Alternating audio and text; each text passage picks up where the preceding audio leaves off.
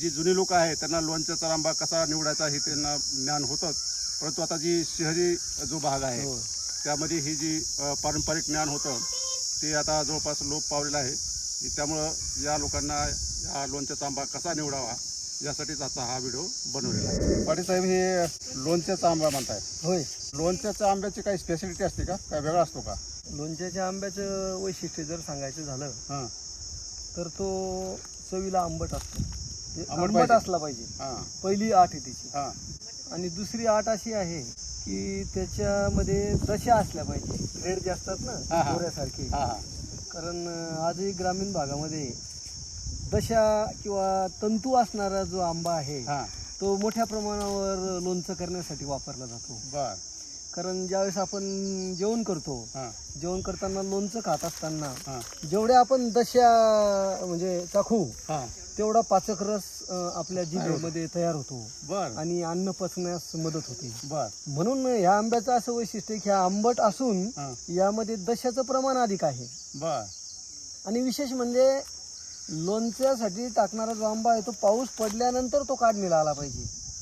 आणि मुख्यतः ग्रामीण भागामध्ये जर आपण बघितलं तर पाऊस पडल्यानंतर जर लोणचं केलं तयार केलं तर त्याची टिकवण क्षमता ही अधिक असते. बर म्हणून मुख्यतः ग्रामीण भागातल्या गृहिणी हां पाऊस पडल्यानंतर लोणचं टाकत म्हणजे असतात. लेट पाहिजे आंबा, म्हणजे लेट आंबा असला पाहिजे. साल पण जाड पाहिजे. साल जाड पाहिजे, हां दशा भरपूर पाहिजे, हां चवीला आंबट पाहिजे, हां साईज त्याची चांगली असली पाहिजे हां आणि तो उशिरा काढणीला आला पाहिजे. बर हे जी वैशिष्ट्य आहे हां ही खास लोणच्याच्या आंब्याची वैशिष्ट्य आहे. बर आता ग्रामीण भागामध्ये आणखी ती प्रथा आहे, प्रत्येक घरामध्ये लोणचं टाकलं जातं. होय, आता सिटीमध्ये जवळपास ती मुडीच निघाली, मोडीच निघाली. पॅक बंदच लोणचे आता यायला लोणचे लागले. ती रेडीमेड लोणचे लोक यायला वापरू लागले. लागले. पण ते फार महाग असतात ते. हो हो आता मला आठवतं लहानपणी की आंबा ज्यावेळेस दुसऱ्या दिवशी जे फोडायचं, हे फोडावं लागतं याला, हो हो हो तर पाण्यामध्ये ठेवायचे रात्रभर, हो हो चांगला धुवून घ्यायचे, पाण्यामध्ये ठेवायचे हम्म. आणि मग पाण्यामध्ये कोडून चांगलं तरी कपडे पुसून घ्यायचं, होय, होय, महिला होय, करायच्या. होय. आणि त्या दिवशी सुताराला बोलवायचं आमच्याकडे. हो हो ते आणि सुतारा तो वाकस घेऊन यायचा, हा, हा. वाकसच म्हणायचं हो त्याला. वाकस आणि त्याने मग तो फोडण्यासाठी. फोडी करायचा. अडकित्ता. हा अडके तर नव्हतं आमच्याकडे, वाकस घेऊन वाकस, यायचा. हा, हा. अडके ते आता इकडे मिळतात ते. हा. ते फोडल्यानंतर आमचं लहान मुलाचं काम होतं की त्यामधलं जी ही आहे कोळी कोय असते, हा. कोयमधलं बी जे असतं हो ते काढायचं, त्याचा पापुद्रा पण काढायचा. हो आणि त्यानंतर आमची आई ती सगळे कपड्याने पुन्हा त्या फोडी पुसून घ्यायची आणि त्यानंतर मग मसाला बिसाला टाकून मग ती लोणचं केलं जायचं.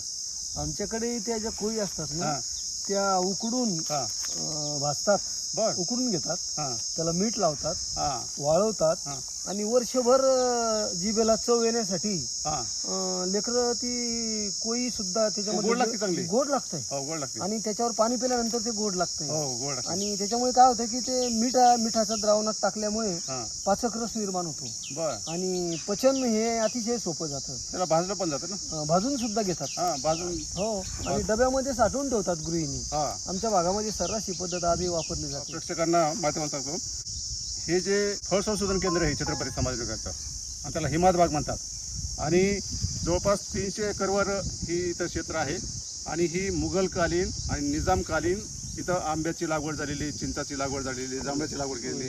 फार ऐतिहासिक म्हणजे गावरान आंबे जर तुम्हाला पाहिजे खायचे असतील तर तुम्हाला या हिमायतबागेतच भेट द्यावं लागेल. आणि इथं लोणच्याचे आंबे सुद्धा आहेत. आता आम्ही जी उभा राहिलोय तर ही लोणच्याचाच आंबा आहे हा. होय हां होय. साईज पण फार मोठी आहे. साईज चांगली आहे. हां एक 700-800 ग्रॅमचं फळ आहे. हो 700-800 ग्रामचे. प्रत्येक गावामध्ये काही लोणच्याची झाडं असायची. असायची. पूर्वी असायची हां. ती झाडं. हां, आता नामशेष आता जवळपास नामशेष झाले ते 1972 मध्ये तर ते दुष्काळात गेली होती आंबे. आणि दुसरी गोष्ट लँड होल्डिंग कमी झाल्यामुळं लोकांनी बांधावरले मोडून टाकले, बरोबर. वसावा येतो म्हणून. आणि बऱ्याच ठिकाणी भाऊबंदकीचे हां, वाद वाद होते. हां, त्यामध्ये बरेचसे आंबे काढून काढून टाकले, नको भांडण नको म्हणून. भांडणं नको.